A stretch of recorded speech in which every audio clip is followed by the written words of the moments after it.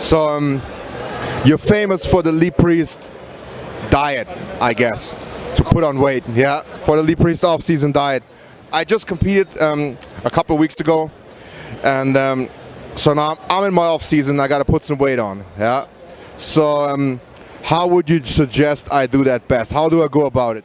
Just eat. You know, people always get worried about the off season. They're like, I don't want to put too much fat on or too much of this on, but the off season's off season. You know, if you want to put extra muscle on, I used to just eat what I wanted and just bust my ass in the gym every day. Even when it came to the drug side of things, I didn't take any drugs in the off season. I just ate a ton of food. You know, I'd go from like contest weight to 210 pounds, and I'll be 285 in the off season. I put on like 70, 75 pounds off season. Come contest time, I lose it in 12 weeks, 15 weeks. So, you know, off season, people worry about, oh, my face is getting fat or I lose my abs, but who cares? It's the fucking off season. Just go train hard, lift heavy weights. Who cares what you look like? I used to get called, oh, he's a fat pig, he'll never get in shape.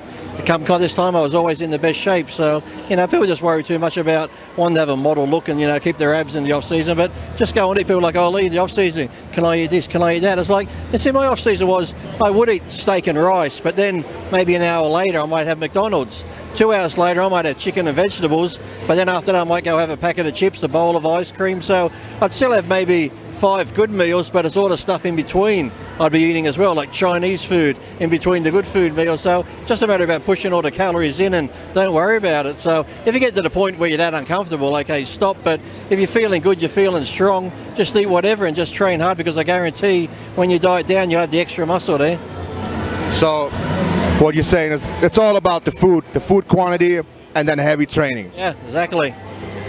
So drugs, people shouldn't even think so much about drugs, because people put that first these days, right? Yeah, they rely too much on drugs. I know people are like, well, I'm not on gear, I can't train hard. It's like, if you think like that, you're going to go nowhere. So I never had that mentality. It's like, yes, when I got ready for a contest, because I did 3 hours of cardio a day, I trained twice a day, taking a bit of drugs was good just to help recovery and keep the muscle mass, but I never relied on them to get the muscle mass. Like my heaviest lift when I curled and when I squatted was when I was off the drugs, just from eating a lot of food, similar like powerlifters do, just pile the food in and go for the heavy lifts. So, but now, like you said, young day, before it was like training to eating to sleeping, and the drugs were the last thing. Once you had already done something anyway, like maybe you competed a few times or won some shows, and once you get to the next level, okay, I've got to use drugs. But now kids are taking drugs before they even go to the gym. So like I said, they're putting drugs first. It's like putting the cart before the horse, which is just ridiculous.